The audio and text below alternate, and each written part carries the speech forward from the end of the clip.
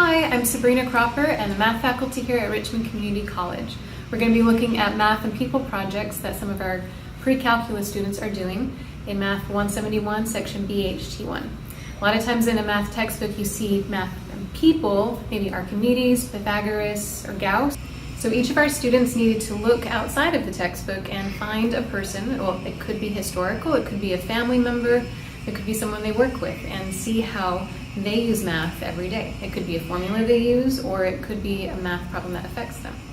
And so they did a little research and found the person, found the math, and they're going to explain that to us.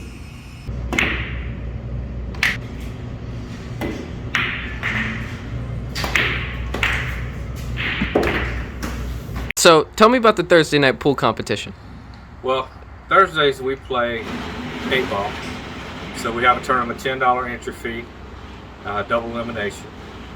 And we get the best players probably from a 40-mile radius. You'd have to go to Charlotte or Fayetteville to get better players here. And it starts about 8:30. We usually wrap up about 11:30 at night. We have anywhere from 15 to 20 people, and it's tough competition.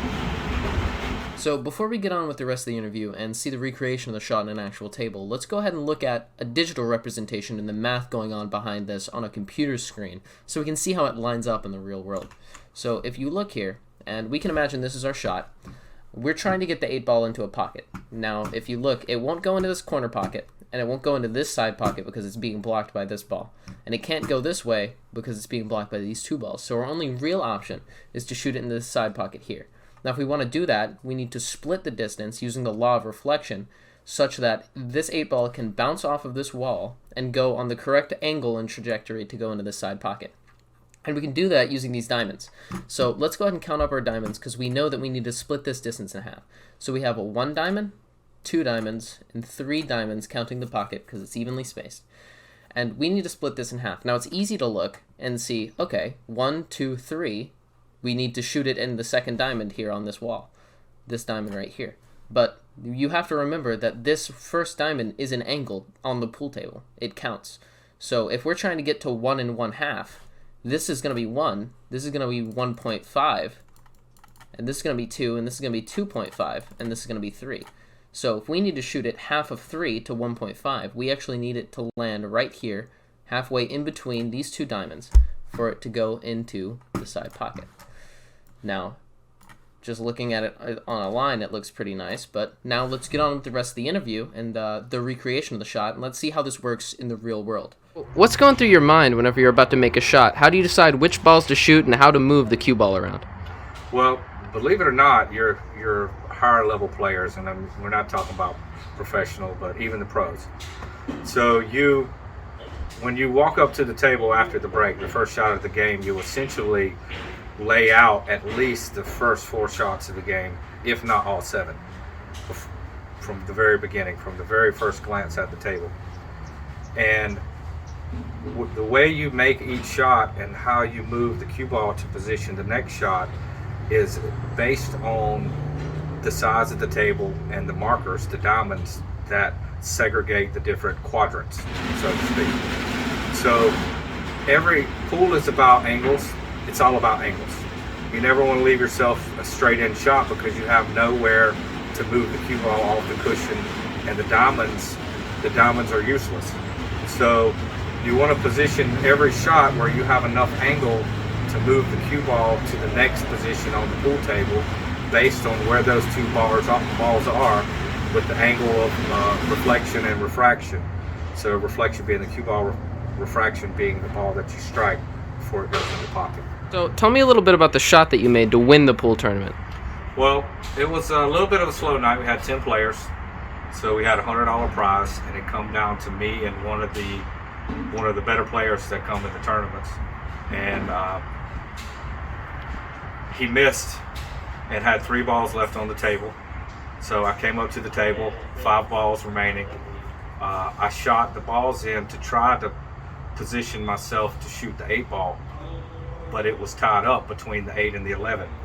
So the only way to make that shot was to put the cue ball to where I had to cross bank the 8-ball into the side. So the cue ball was essentially on 1-1, so you can explain a little bit more about this. The cue ball is essentially on position 1-1. The 8 ball is in the middle, and to make it in this side pocket, you had to hit up 2.5, which is half the distance from the long rail.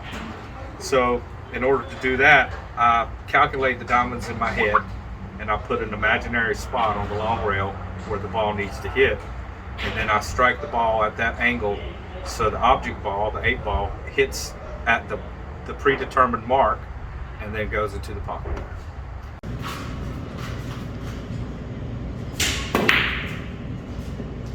Is that the first time you made that shot? Second time. What's your name and what company do you work for? My name's Autumn. I'm the assistant manager at the K Jewelers in Rockingham. How do we use math in our work environment every day? So we use math in a lot of different ways in our jewelry store every single day. One of the biggest examples that I can show you guys is through setting goals, personal goals for each employee for each day. So let's say that our goal is $25,000 for the week. We're going to divide that by 7 days, which gives us a total of $3,571.43 per day. And then it goes by how many people are working that day. Let's say we have 3 people working that day. We're going to divide that number by 3, which gives us a goal for each person that's going to be $1,190.48. But if we have 4 people working that day, the goal changes a little bit. So we take that original $3,571.43. We divide it by 4 people, which gives you $892.86 per person per day. I really appreciate you doing this interview with me, and thank you for your time. You're welcome. Thank you so much.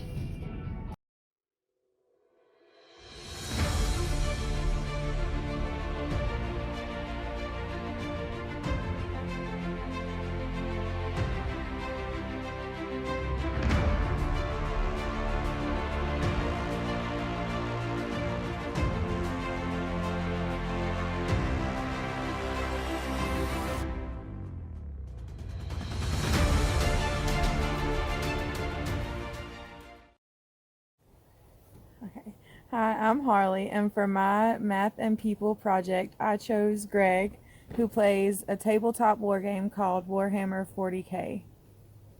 Today he's going to help us build a Space Marines army worth 500 points, which is the most basic army you can use.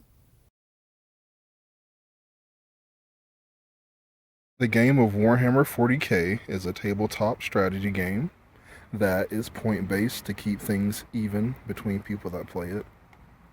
So for today's example, we're going to be doing a 500-point army, which is the smallest that you can play. So we have our 1 HQ unit, which is 150 points. We then have 2 troops units, which are each 100 points. And then for our additional variable unit that we have one that is 150 points. So here's where we found our math equation. We have 1 headquarter unit plus 2 squads of troops plus our variable squad equals 500 total points for our army. For this particular Space Marines army, it was a headquarter unit worth 150 points. Each troop of squads was worth 100 points, and our variable unit was worth 150 points. This is 150 plus 2 times 100 plus 150, and all of that will equal up to 500 points, which will give us our very basic army to play with. Anyone interested in Warhammer 40K, it's a very expansive game. There are tons of options for squads and point values. This equation is just a very basic place to start. It creates a very good foundation to familiarize yourself with your army and kind of figure out where to go from there. So for my Math and Peoples project, I chose to do as chief of my fire department, Clowney Scott. So for my math problem, I was going to find how much water we would need to put out a fully involved structure fire. It takes 1 gallon of water to put out 3 square foot of fire. So first things first, we're going to do lift times width times height. And the length's going to be 75 feet, width 45 feet, and height 12 foot. 75 times 45 times 12 will give us 40,500 square foot. Divide that by 3 and that'll give us 13,500. So that'll be 13,500 gallons of water to put out our structure fire.